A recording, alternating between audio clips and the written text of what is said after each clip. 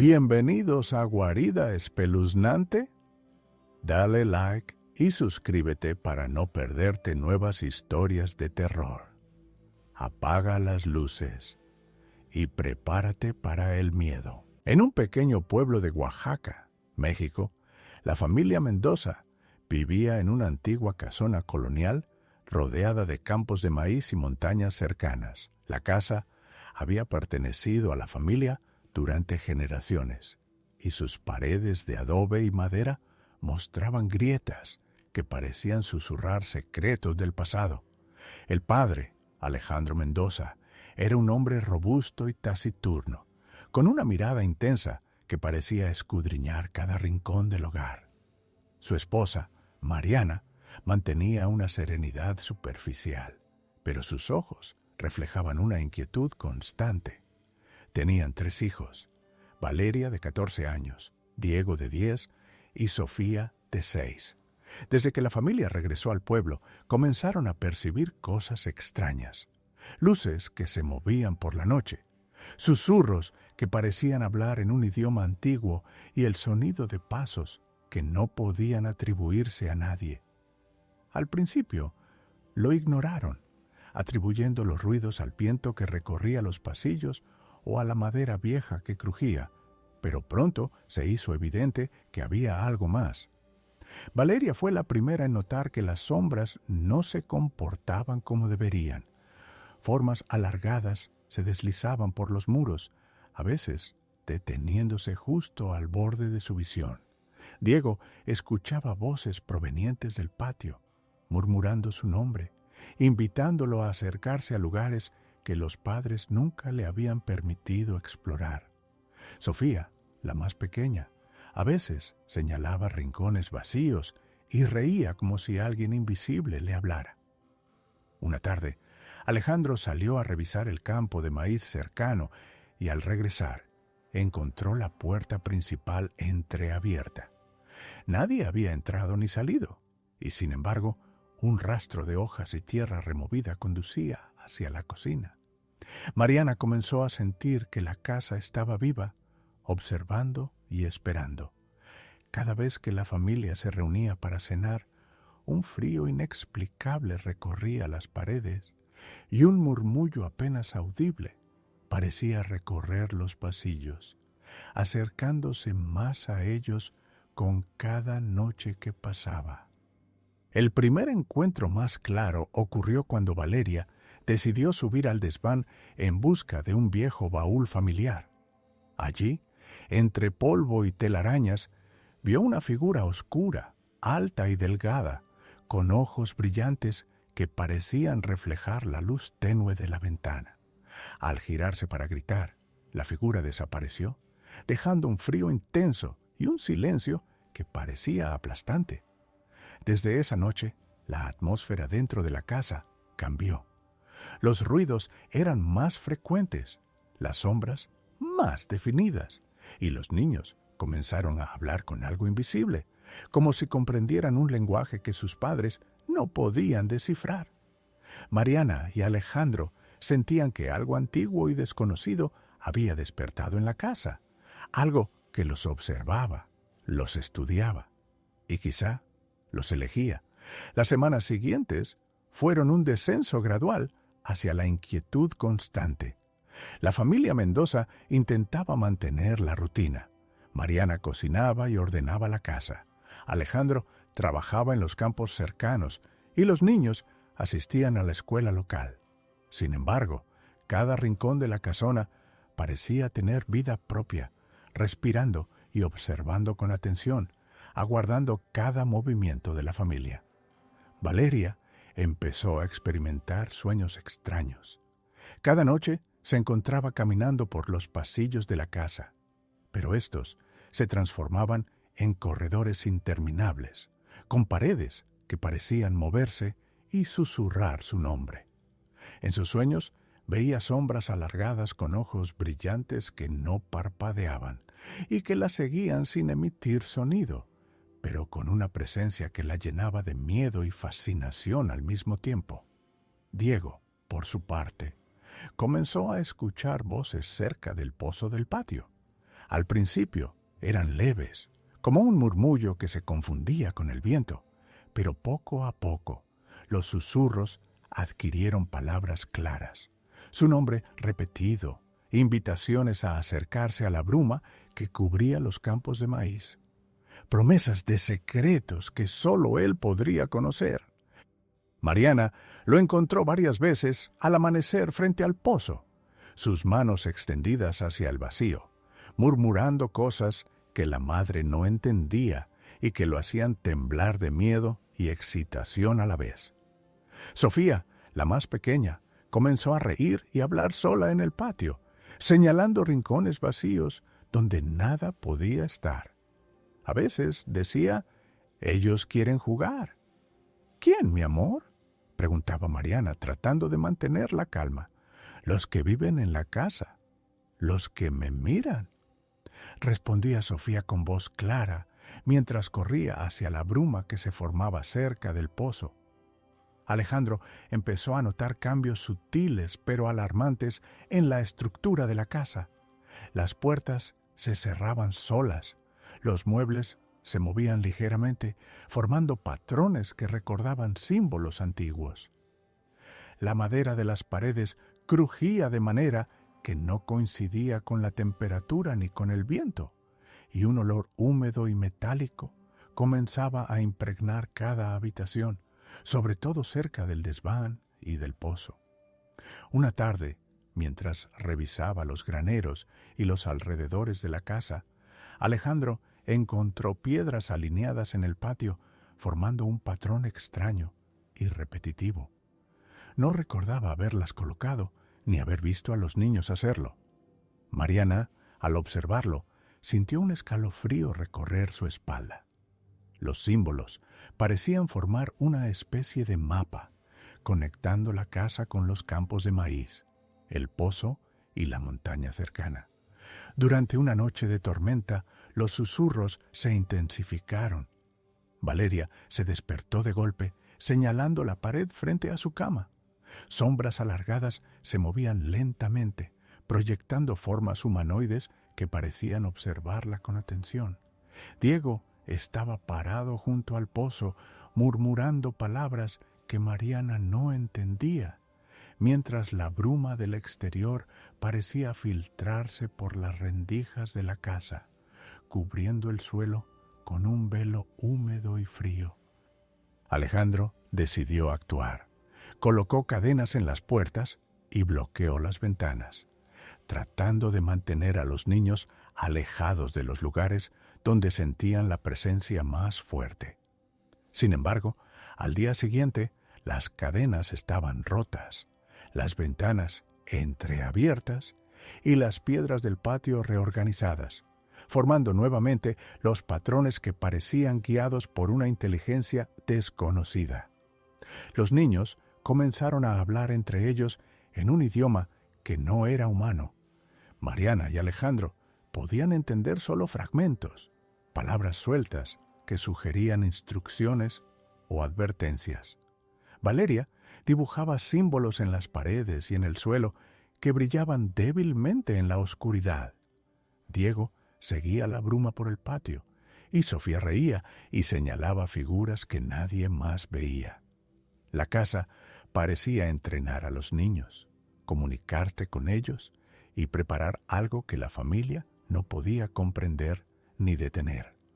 Una noche, mientras Alejandro y Mariana dormían con dificultad, escucharon un golpe fuerte proveniente del desván. Subieron lentamente, con el corazón latiendo con fuerza, y encontraron un viejo baúl abierto que antes había estado cerrado con llave. Dentro, los objetos familiares estaban desordenados, pero sobre ellos había símbolos dibujados con polvo y ceniza. En ese instante, una sombra alta y delgada se deslizó por la pared, con ojos brillantes que parecían penetrar en su mente. Alejandro intentó acercarse, pero la figura desapareció en un suspiro de aire frío, dejando tras de sí un silencio absoluto que resultaba más aterrador que cualquier sonido. A partir de ese momento, la sensación de vigilancia se volvió constante. La familia se daba cuenta de que no estaba sola en la casa. Algo antiguo, consciente y paciente, observaba cada movimiento, cada pensamiento y cada emoción. Los niños no solo veían y escuchaban, sino que parecían interactuar con la presencia, mientras los padres eran meros espectadores de un ritual que se desarrollaba en el patio, el desván y los corredores. Los días se volvieron largos y tensos. Alejandro comenzó a sentir que su mente se fragmentaba ante la insistencia de la presencia. Mariana sentía que cada paso de los niños era guiado por algo invisible, y los niños, lejos de asustarse, parecían cada vez más conectados con las sombras, aprendiendo un lenguaje y un conocimiento que los adultos jamás podrían comprender. Al final de la segunda parte, la familia Mendoza comprendió que la casa estaba viva, que los símbolos, las sombras y la bruma no eran accidentes ni producto de la imaginación. Algo había despertado en la casona, algo que los elegía y los estudiaba, y que esperaba pacientemente a que los niños completaran lo que la casa había comenzado hace generaciones. El verano avanzaba, pero dentro de la casona Mendoza el calor no traía alivio. La bruma que solía aparecer por las mañanas se había vuelto más densa, como si la propia casa respirara. Alejandro y Mariana sentían que sus pasos eran observados y que la mente de los niños estaba cada vez más conectada con algo que no podían comprender. Valeria comenzó a notar que las sombras ya no se limitaban a los rincones de la casa. Se proyectaban en las paredes y se desplazaban de forma autónoma, alargando sus formas y formando figuras humanoides que parecían imitar los gestos de los niños. Diego, por su parte, afirmaba escuchar voces que le susurraban secretos sobre la historia de la casa y del pueblo, nombres de antepasados, advertencias sobre rituales antiguos y detalles que él nunca había aprendido en la escuela ni en casa. Sofía empezó a interactuar con figuras que nadie más veía. A veces reía y señalaba diciendo: «Mira, están aquí otra vez». «¿Quién, Sofía?», preguntaba Mariana con miedo y fascinación a la vez. «Ellos me enseñan, me dicen qué hacer», respondía la niña con voz firme, mientras su pequeña mano parecía seguir trayectorias invisibles sobre el suelo y las paredes. Una tarde, Alejandro encontró que las piedras del patio se habían reorganizado de forma diferente a la noche anterior. Cada círculo, cada línea parecía tener un patrón lógico, como si un plan invisible se estuviera ejecutando. Mariana vio que los símbolos brillaban débilmente cuando la luz del atardecer los tocaba, y que los niños, al recorrerlos, parecían adquirir una concentración y un conocimiento sobrenaturales. Los adultos intentaron intervenir. Alejandro trató de borrar algunos símbolos y reorganizar las piedras, pero cada mañana los patrones reaparecían, idénticos o más complejos. Mariana intentó hablar con los niños, pero Valeria y Diego murmuraban palabras incomprensibles, dando la sensación de que habían aprendido un idioma secreto que los adultos no podían descifrar. Una noche, un fuerte golpe sacudió la casa. Alejandro y Mariana corrieron al desván y encontraron que el viejo baúl estaba abierto nuevamente, aunque lo habían cerrado y asegurado hacía semanas. Dentro, los objetos estaban colocados formando símbolos que ninguno de los padres había trazado. Una sombra alta y delgada apareció en un rincón, con ojos brillantes y sin rostro definido. Los padres intentaron acercarse, pero la figura desapareció en un suspiro frío, dejando tras de sí un silencio que pesaba más que cualquier ruido. Los días siguientes, La bruma del exterior comenzó a entrar por las ventanas entreabiertas, cubriendo los pasillos y patios con un velo húmedo y opresivo. Los niños caminaban entre ella, murmurando palabras que no tenían sentido para sus padres, pero que parecían seguir instrucciones precisas. Mariana se dio cuenta de que los patrones de piedras y símbolos conectaban cada parte de la casa con el pozo central y los campos de maíz circundantes, como si todo fuera un mapa que los niños debían completar. El miedo psicológico alcanzó un nuevo nivel. Alejandro sentía que su mente era vigilada y Mariana percibía sus emociones siendo estudiadas y manipuladas por algo invisible. Cada crujido, cada sombra, cada ráfaga de viento tenía intención. Los niños parecían más serenos que nunca, como si supieran que estaban cumpliendo un propósito que sus padres no podían comprender. Un evento particularmente inquietante ocurrió cuando Valeria dibujó un símbolo enorme en el suelo del patio usando ceniza y hojas. Al terminar, una bruma densa se elevó desde la tierra, girando alrededor de los niños y formando remolinos que los padres podían ver claramente desde la ventana. Alejandro e Isabel se dieron cuenta de que los patrones estaban cobrando vida y que los niños eran un canal entre la casa y algo antiguo y consciente que habitaba en ella desde generaciones atrás. Incluso durante el día, la presencia era palpable. Las sombras se movían en los rincones.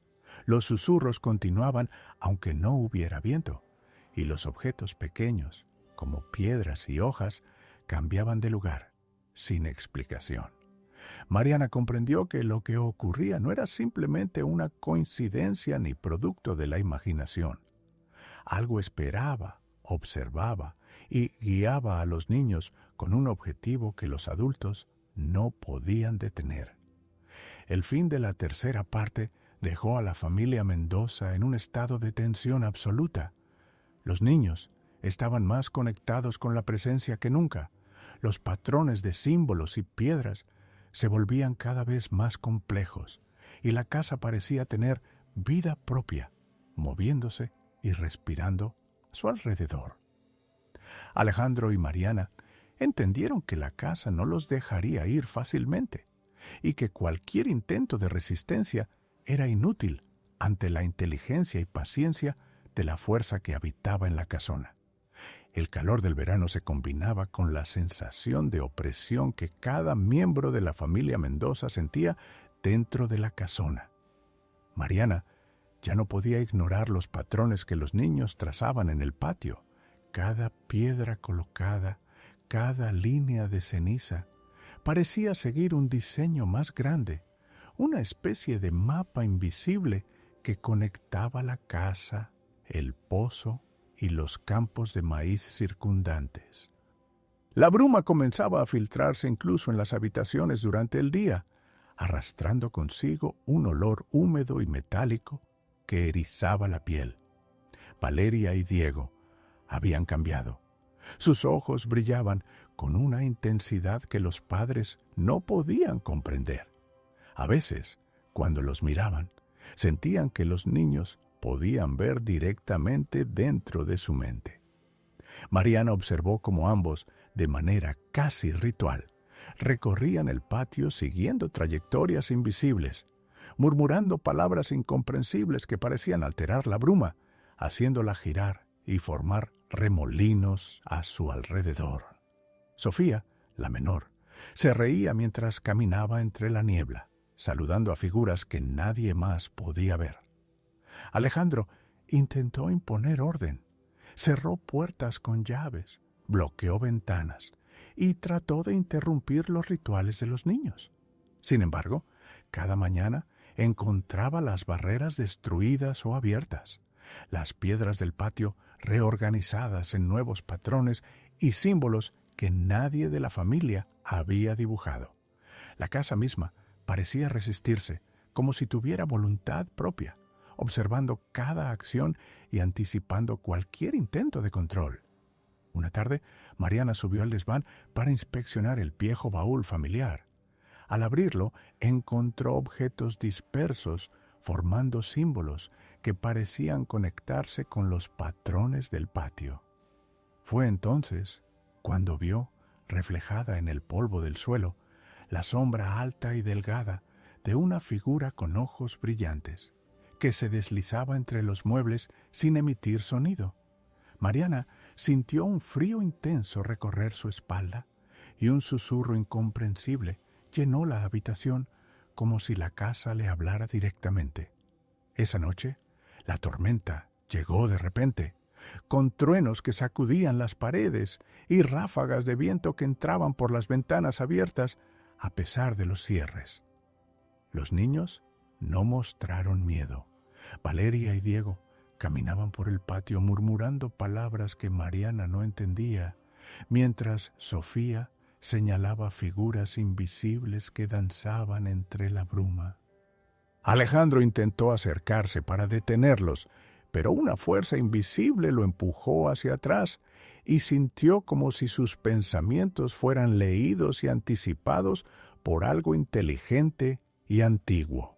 El miedo psicológico se intensificó. Alejandro y Mariana comprendieron que los niños habían cruzado un umbral. Ya no eran solo testigos de fenómenos extraños, sino mediadores activos de algo que habitaba en la casa desde hacía generaciones. Cada símbolo que dibujaban, cada movimiento que realizaban, parecía alimentar la presencia que crecía con cada día que pasaba. Valeria comenzó a dibujar símbolos enormes en las paredes interiores, mientras Diego recorría el patio colocando piedras y ceniza según patrones invisibles que solo él parecía comprender. Sofía reía y señalaba hacia el pozo, afirmando que algo quería jugar. Mariana sintió que la presencia de la casa se había vuelto consciente de ella, observando y analizando cada uno de sus pensamientos y emociones, evaluando su resistencia y determinación. Una noche, Alejandro decidió subir al desván acompañado de Mariana. Lo que encontraron les heló la sangre. Símbolos recién formados cubrían el suelo, las paredes y los objetos del lugar, y una bruma ligera parecía emanar de la tierra del desván, moviéndose como si respirara. La figura alta y delgada apareció nuevamente, flotando entre las sombras. Sus ojos brillaban intensamente, y la sensación de ser observado y analizado era tan intensa que Alejandro sintió que perdía el control de su propia mente. Los días siguientes, la actividad aumentó. Los patrones en el patio se hicieron más complejos. Las sombras se alargaban y distorsionaban, y los susurros se hacían más claros, pronunciando palabras que los adultos no podían entender.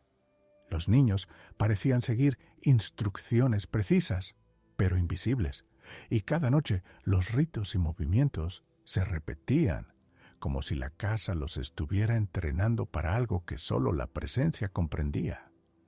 Mariana comprendió algo aterrador. La casa no solo los observaba, sino que había elegido a los niños como intermediarios de algo antiguo.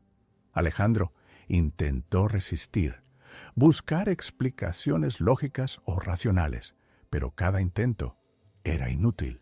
La presencia, invisible y paciente, les mostraba claramente que ellos no tenían control y que la casa estaba viva, respirando, moviéndose y manipulando a su voluntad. Al final de la cuarta parte, la familia Mendoza se encontraba en un estado de tensión máxima. La conexión de los niños con la presencia era evidente. Los patrones en el patio y las habitaciones se volvían cada vez más intrincados, y los padres comprendieron que habían entrado en un ciclo del cual no podrían escapar. La bruma seguía moviéndose por los pasillos y patios. Las sombras se deformaban y extendían, y la casa esperaba pacientemente, como un ser consciente que observaba a quienes habían heredado sus secretos. El calor del verano dio paso a un otoño húmedo y pesado en Oaxaca, pero la casa de los Mendoza no parecía sentir estaciones. La bruma permanecía constante, filtrándose por los pasillos y patios, cargada de un olor húmedo y metálico que intensificaba la sensación de opresión. Alejandro y Mariana ya no podían ignorar que la presencia en la casa no era un simple fenómeno. Algo antiguo, consciente y paciente había despertado. Valeria y Diego se movían con precisión casi ritual en el patio, siguiendo los patrones de piedras y símbolos que ellos mismos o la casa habían organizado. Sofía corría entre ellos, riendo y señalando sombras que nadie más veía, mientras murmuraba palabras que parecían instrucciones para los otros dos. Mariana sentía que la bruma y las sombras los rodeaban, formando un laberinto invisible que los adultos no podían penetrar. Una tarde, Alejandro decidió enfrentarse a la situación. Tomó un machete y trató de borrar algunos símbolos del patio y reorganizar las piedras. Sin embargo, al amanecer, todo estaba nuevamente intacto, con los patrones aún más complejos y precisos que antes. Los niños caminaban entre ellos como si entendieran un mapa invisible que guiaba sus pasos. Valeria dibujaba símbolos enormes con ceniza que parecían brillar débilmente cuando la luz del atardecer los tocaba. Diego colocaba piedras siguiendo un orden que solo él conocía, y Sofía señalaba y reía, observando figuras que flotaban entre la bruma. Una noche, durante una tormenta intensa, los crujidos de la casa se mezclaron con los truenos, creando un sonido ensordecedor. Alejandro y Mariana se despertaron al escuchar un golpe proveniente del desván. Subieron con cuidado y encontraron el viejo baúl abierto de nuevo.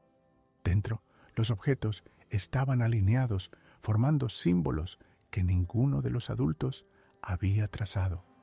La figura alta y delgada apareció entre las sombras, con ojos brillantes que parecían penetrar en sus mentes. Intentaron acercarse, pero la sombra desapareció, dejando tras de sí un frío que les erizó la piel y un silencio absoluto que parecía aplastar cualquier pensamiento.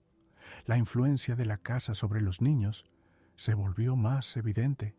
Valeria y Diego ya no solo repetían palabras incomprensibles, comenzaban a entonar cánticos suaves que parecían resonar en las paredes y el suelo como si activaran algo en la estructura misma del edificio. Sofía reía y señalaba hacia el pozo, afirmando que algo quería salir. Alejandro y Mariana sintieron por primera vez un miedo absoluto. Entendieron que no podían interferir en lo que se estaba gestando y que cualquier intento de resistencia era inútil. El miedo psicológico alcanzó un nuevo nivel. Alejandro percibía que sus pensamientos eran observados y anticipados. Mariana sentía que cada emoción, cada temor, cada decisión era analizada y manipulada por la presencia. Los niños, en cambio, parecían en calma absoluta, conectados con un conocimiento que los adultos no podían comprender. La casa misma parecía respirar y moverse a su alrededor, observando y evaluando cada acción. En una noche especialmente intensa, Valeria dibujó un símbolo gigante en el patio usando ceniza y piedras. La bruma se elevó desde el suelo, girando y formando remolinos que los padres podían ver claramente desde la ventana. Las sombras se alargaron, tomando formas humanoides que parecían observar y reaccionar ante los movimientos de los niños. Mariana comprendió, con un terror profundo, que los patrones que trazaban no eran simples símbolos, sino una especie de ritual que alimentaba y fortalecía la presencia en la casa. Durante los días siguientes, los fenómenos se intensificaron. Los símbolos y patrones se volvieron más complejos. Las sombras se movían de manera autónoma y los susurros se hicieron más claros y frecuentes, pronunciando palabras que los adultos no podían entender, pero que los niños repetían con precisión. La casa parecía entrenarlos, preparar algo que solo la presencia comprendía. Alejandro y Mariana comprendieron que ya no eran los protectores de sus hijos. Los niños habían cruzado un umbral y se habían convertido en mediadores de la fuerza que habitaba en la casona desde hacía generaciones. Al final de la quinta parte, la familia Mendoza se encontraba en un estado de tensión extrema. Los niños estaban completamente conectados con la presencia. Los patrones de piedras y símbolos se volvían cada vez más intrincados, y la casa parecía tener vida propia, respirando y moviéndose a su alrededor. Alejandro y Mariana entendieron que cualquier intento de resistencia era inútil y que la presencia en la casa había tomado el control, utilizando a los niños como canal para sus propósitos desconocidos. La bruma y las sombras continuaban moviéndose entre los pasillos, mientras la casa esperaba pacientemente, observando a quienes habían heredado sus secretos. El otoño avanzaba y la bruma permanente en la casona Mendoza parecía haberse espesado, envolviendo cada rincón de la casa con un frío húmedo que no pertenecía al clima. Alejandro y Mariana ya no podían dormir. Cada crujido de la madera, cada susurro que surgía de la bruma, los mantenía en tensión constante. Los niños, sin embargo, estaban extrañamente serenos, caminando entre sombras y símbolos, con un conocimiento que aterraba a sus padres. Valeria y Diego habían aprendido a interactuar con la bruma y las sombras. Valeria podía dibujar símbolos con ceniza que parecían brillar débilmente, mientras Diego colocaba piedras en patrones precisos que la casa reconocía y amplificaba con un movimiento casi vivo. Sofía reía y señalaba formas que se deslizaban por el patio, murmurando: «¡Ya vienen!». «¿Quién viene?», preguntaba Mariana con la voz temblorosa. «Los que viven en la casa», respondía la niña con un tono que mezclaba miedo y fascinación.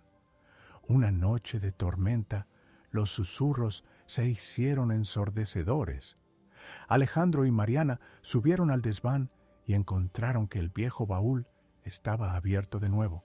Dentro, los objetos familiares formaban símbolos complejos, mientras la bruma del exterior se filtraba, girando como remolinos entre las paredes. La figura alta y delgada apareció frente a ellos. Sus ojos brillaban con una luz intensa, sin pupilas, sin rasgos definidos. Cada vez que los padres intentaban acercarse, un frío intenso los repelía y un peso invisible aplastaba su pecho, obligándolos a retroceder. Los niños se acercaron a la figura, extendiendo sus manos. La bruma se arremolinó a su alrededor y los símbolos dibujados en el patio y las paredes comenzaron a brillar tenuemente. Alejandro sintió como si cada pensamiento y emoción fueran escaneados, evaluados y registrados por algo antiguo y consciente. Mariana comprendió que los niños ya no eran humanos en el sentido completo. Eran canales de una presencia que los estaba moldeando y utilizando. El clímax ocurrió cuando la bruma, los símbolos y la figura se fusionaron en un espectáculo casi tangible de energía y sombras. La casa parecía respirar, las paredes vibraban con un sonido profundo, los muebles se movían siguiendo patrones imposibles, y el patio se llenó de remolinos de niebla que formaban figuras humanoides efímeras. Los niños permanecían serenos, como si comprendieran la totalidad de lo que estaba ocurriendo, mientras los padres estaban paralizados por el terror y la incredulidad. Cuando la tormenta cesó y la bruma comenzó a disiparse, la familia se encontraba exhausta y marcada. La casa había regresado a una apariencia normal, pero la atmósfera estaba cargada de una tensión persistente. Los ojos de Valeria y Diego seguían brillando con una luz extraña. Sofía sonreía a las sombras que los adultos no podían ver, y Alejandro y Mariana comprendieron, con un miedo profundo, que la casa había ganado. El amanecer trajo luz, pero no alivio. La casa permanecía viva, observando, respirando y recordando todo lo ocurrido. La familia Mendoza ya no era la misma. Físicamente estaban completos, pero psicológica y emocionalmente habían sido transformados. Los niños habían cruzado un umbral que los adultos jamás podrían deshacer, y la casa permanecía, paciente, esperando nuevas generaciones, nuevos ciclos y nuevas manos que completaran sus secretos. La historia de los Mendoza terminó con un silencio profundo, pero el hogar continuaba latiendo, ocultando secretos antiguos, vigilando y manipulando a quienes se atrevían a habitarlo. La familia había sobrevivido, pero la línea entre lo real y lo desconocido se había borrado para siempre.